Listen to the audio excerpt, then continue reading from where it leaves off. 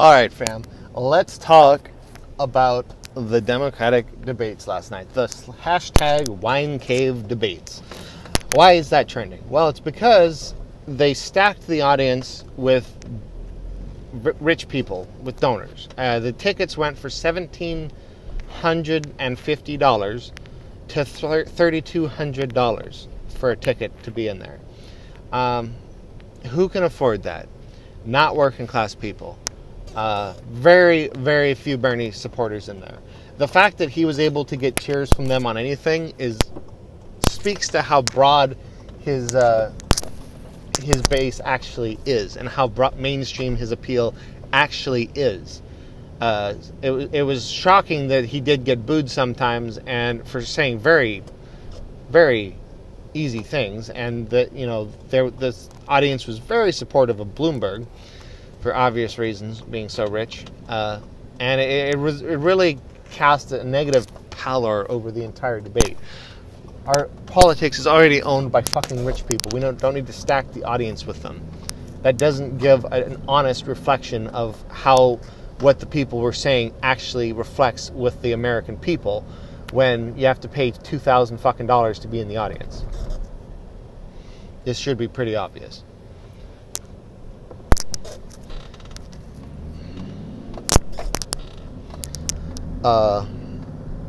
So that's outlandish. Now, why did they cost so much? Well, guess who was running the tickets?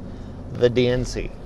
So the DNC chose to fundraise off of it by selling the tickets at very high numbers to very high dollar type of people. And was there an ulterior motive as well as the money in stacking the audience for a particular candidate? Is there a possibility that somebody with $60 billion, say Bloomberg, might have bought a whole shitload of those tickets and given them to his supporters to be in there?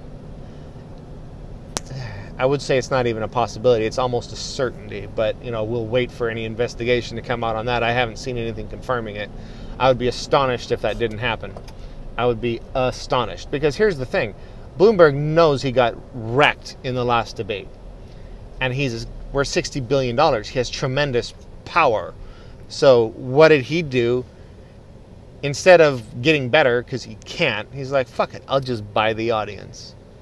Then it'll make it seem like I'm doing better. This is not a government of, by, and for the people.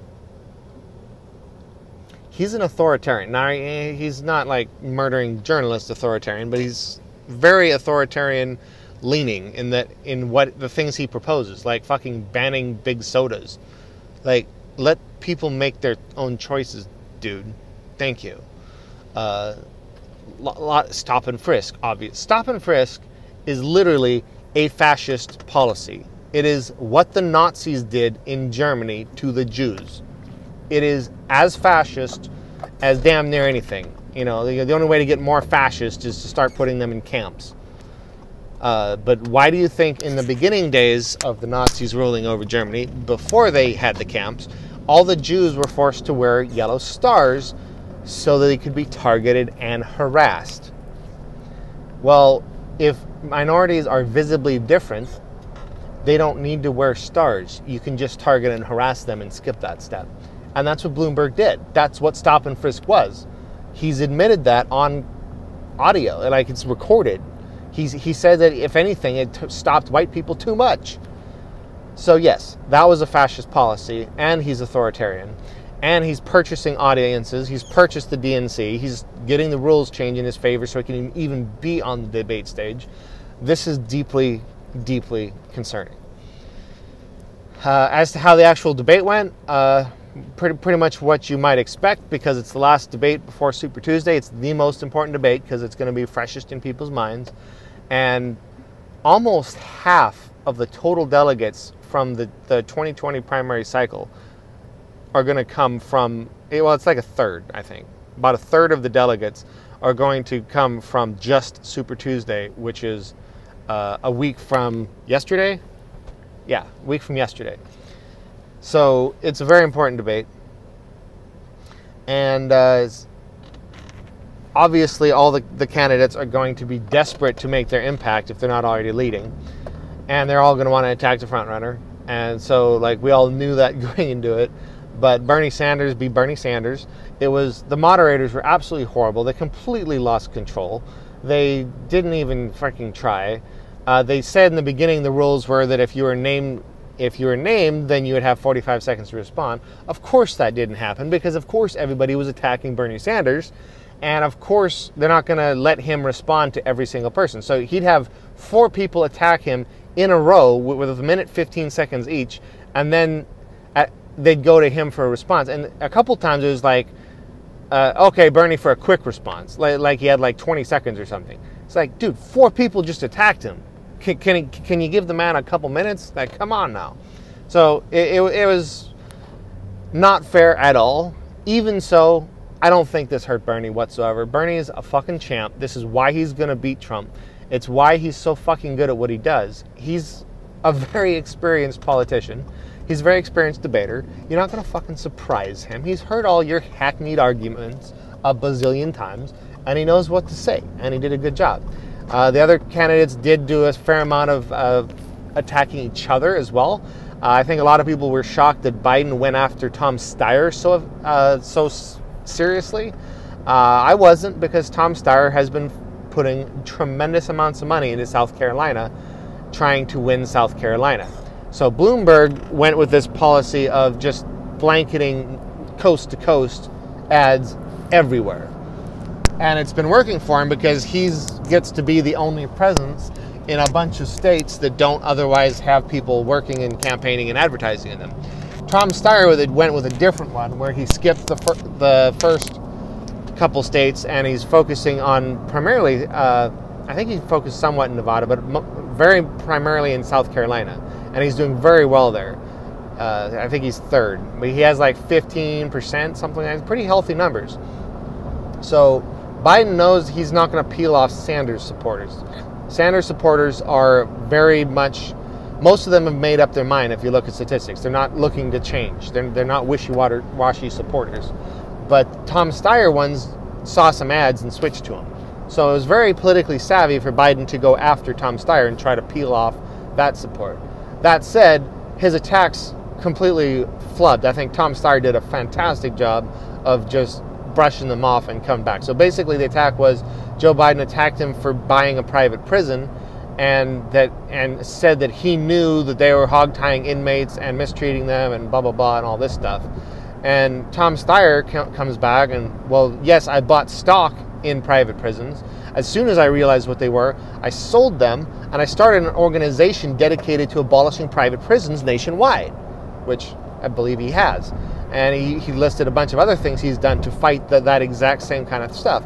And I think that's perfectly fair. If you buy some stocks, realize what they do, divest yourself of them, and then start an organization to attack those same companies, I mean, what more can you ask from somebody? You know, I can ask that he's be the leftist billionaire and donate all his billions to supporting leftist causes. That's what I would ask, because he shouldn't be a billionaire. But, you know, barring that, it was pretty good response. So I don't think Biden's attack hurt him. But there was some sniping between people, because the moderates are trying to go after people, you know, the crossover support. It wasn't all targeted at Bernie. And since it was so chaotic, I don't think this moves the poll numbers at all. It was just a fucking shit show of a debate. It was horrible.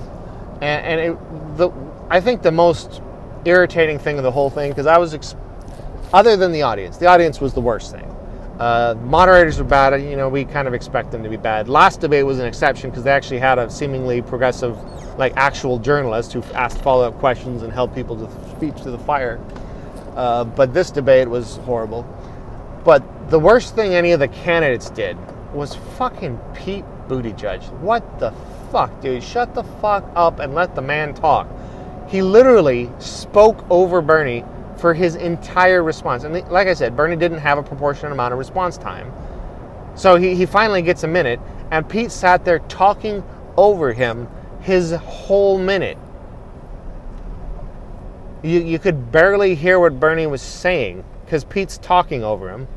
And at the end, Bernie still got a round of applause. But the moderators actually had to finally step in and tell him, to shut up a couple times, so that probably did hurt Pete a little bit.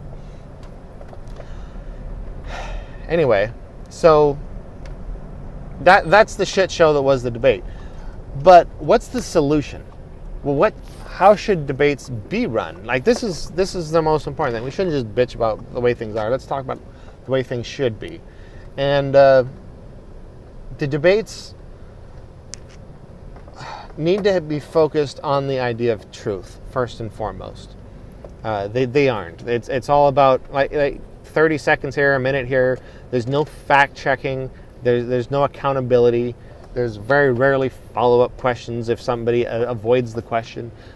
It's just not very, there's no journalistic integrity. And there's a couple reasons for this. One is that it's run by for-profit media companies, usually. In this case, also the DNC. And it shouldn't be. For-profit media companies do not want to piss off politicians that they will need for access later. They are not unbiased actors. In the past, the League of Women's Voters ran the debates, and they did a good freaking job of it, from as far as I understand. But it should be a third-party organization that's just dedicated to getting the truth out, basically. Like, not just unbiased debate rules. That's somewhat important. But also actually being willing to force an issue. If somebody doesn't answer the question, follow it up. Answer the freaking question. If they lie, having fact checkers there live, a panel of them who can say, excuse me, that thing you said 30 seconds ago, not true. Like, for instance, Bloomberg, again in this debate, just like the last one, said that when he realized what stop and frisk was doing, he dialed it back by over 90%. That is a fucking lie, and I am so pissed off nobody there called him on it. Now, Bernie Sanders, again, didn't have very much response time. He had very little response time. He didn't get to respond right after that. By the time it got to him, other people had said stuff. So I'm not super mad at Bernie for not addressing it. But the moderators should have, and so should have the other people on this stage. Because it's a fucking lie. We all know, on the record, facts, he did not stop the program until the courts ordered him to. It wasn't because he realized how bad they were. The courts ordered him to. He fought the courts all the way. He fought the release of evidence that showed how bad it was. And then after the courts ordered him to dial it back, and he dialed it back by 90%, he spent the next 5 years defending stop and frisk in speeches. After he dialed it back. He never came out against it until he was running for president. So fuck you, Bloomberg. Stop lying, and god damn it, can somebody please fucking call him on that? Wow.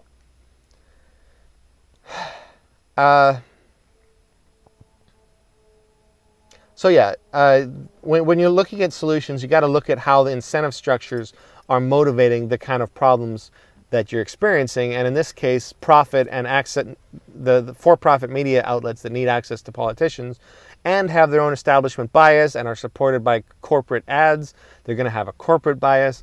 Like, they shouldn't be running these debates. They should, cover them, but they shouldn't be the moderators.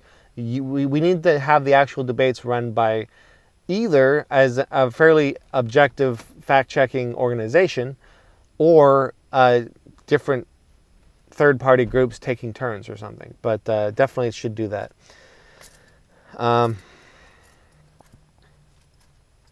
Also, it's ridiculous we still have 7 people on the stage. They need to have a tier system for getting into the debates that gets harder and harder as time goes by. So yes, the first debate you have to split it into 2 debates because there's 10 each. And then the second debate, you only get 10. And maybe the third, it has the same rules. And then the fourth, the rules get higher. Now you need 2% in the polls instead of 1%. And that cuts it down to 5 or 6. And by the time you come down to this debate, which is the most important debate before Super Tuesday, you shouldn't be there unless you've won delegates or polling over 15%. And nationally, and that would cut it down to, I think, 3. So if there was less people on the stage, there'd be more time for people to speak substantively, to actually rebut points, to actually make their argument. And in such a case, truth wins because people have more of an opportunity to see through the bullshit. It's not just gotchas and people yelling over each other. So hopefully, when Bernie Sanders wins, we can clean house the DNC, and one of the reforms we can put into place is a better fucking debate system, because that was ridiculous. But good news is Bernie Sanders is still doing fantastic. I wouldn't get your hopes up for South Carolina too much. If you're anywhere close to there, if you can help, do everything you can. He can still win, but the polls have been in Biden's favor, so he would have to. They don't seem to be flexing horribly much. They're kind of all over the place, but the best I've seen for Bernie is down by 6 points, and the worst is like Biden leading by like 19 points, you know, and that was recently. So Bernie would have to dramatically overperform his polling, which is possible. He did that in Nevada, so hopefully that happens. But I wouldn't necessarily rely on it. More importantly is what happens Super Tuesday. And if you're listening to this in the United States, you are either in a Super Tuesday state or within driving distance of one, because they're all over the place. It's a third of the delegates. So make sure you're doing everything you can. This is the crunch time, people. I was out there canvassing Sunday. I'll be out there canvassing again this Sunday. And Monday too, probably, because this is super important. Now, California is almost certainly going to go for Bernie Sanders. So why am I out there canvassing? Because it's not winner take all. We need a landslide. We need him to win over 50% of the delegates. So don't not work hard just because you think your state's going to go for Sanders. No, work twice as hard, because we need it like Nevada. We need him to win 50% of it or more. So it's huge. Like, every little bit matters. So thank you, people. Let's do it.